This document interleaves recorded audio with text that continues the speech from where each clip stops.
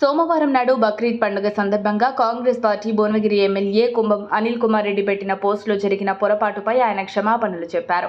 తన social media ఖాతాలో పెట్టిన పోస్టుపై స్పందిస్తూ వీడియో విడుదల చేశారు.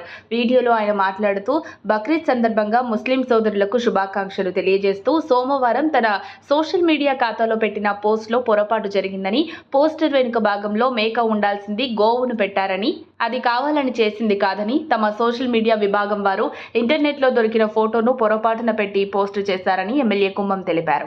ఈ పొరపాటును గుర్తించిన వెంటనే అన్నింటిలో తొలగించడం జరిగిందని, దీనిపై ఎవరి మనసులు బాధపడ్డా పెద్ద మనసు చేసుకుని తమని క్షమించాలని కోరారు.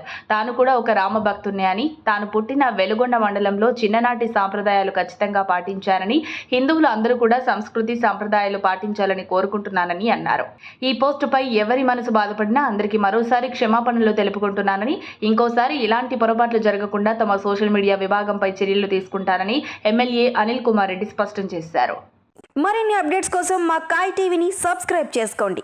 మా వీడియో కనుక మీకు నచ్చినట్లయితే లైక్ చేయండి, షేర్ చేయండి. మీ విలువైన అభిప్రాయాలను కామెంట్ బాక్స్లో తెలియజేయండి.